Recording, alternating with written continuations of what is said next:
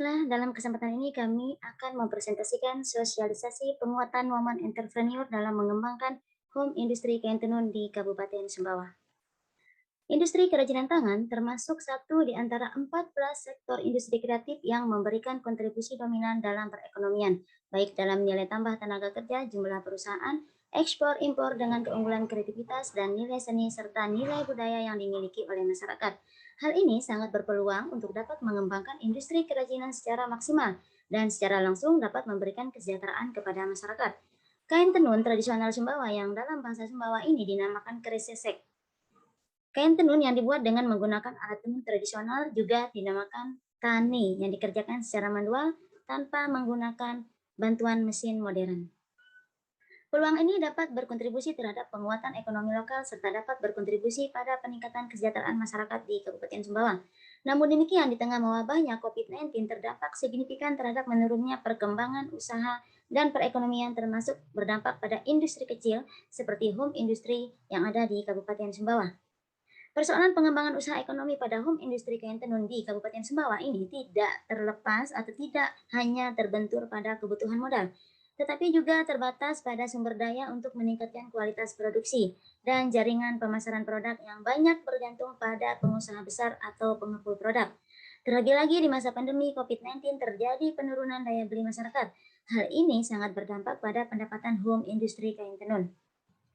Menyikapi problematika ini, kami, tim pelaksana kegiatan pengabdian kepada masyarakat, ingin ikut andil dalam memberikan sosialisasi kepada pelaku usaha kerajinan tangan, yaitu Women Entrepreneur Home Industry Kain Tenun di Kabupaten Sumbawa, yang bertujuan untuk memberikan pengetahuan, kemudian menguatkan mereka, dan memfokuskan mereka pada kebutuhan konsumen, dan melalui kegiatan ini juga kami memberikan atau melakukan inovasi dan kreasi, serta dalam kegiatan ini juga kami memberikan pemahaman sehingga mereka memiliki pengembangan atau dapat mengembangkan usahanya dengan memanfaatkan jaringan sosial serta mampu mempersiapkan diri untuk bersaing dalam dunia usaha. Metode yang digunakan dalam kegiatan pengabdian ini yaitu pertama kami melakukan sosialisasi bersama koordinasi bersama camat di Kecamatan Menghilir. Kemudian yang kedua adalah kami melakukan kunjungan ke sentra industri kain tenun di Kecamatan Menghilir, Kabupaten Sumbawa, dan selanjutnya kami memberikan sosialisasi kepada woman entrepreneur.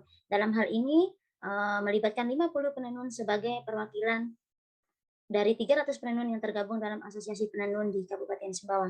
Adapun pelaksanaan kegiatan dalam hal ini melalui kegiatan sosialisasi penguatan woman entrepreneur, kami memberikan melalui konsep-konsep pengembangan kapasitas ini yang bertujuan dalam membentuk upaya pengembangan pengetahuan, sikap, dan penguatan keterampilan woman entrepreneur sebagai pelaku usaha home industri kain tenun. Sehingga dalam menjalankan usahanya, mereka dapat mengembangkan produktivitasnya secara berkelanjutan meski dilanda wabah COVID-19. Adapun salah satu cara untuk mengatasi penekanannya harus kepada peningkatan kesadaran akan masalah dan potensi yang ada dalam komunitas.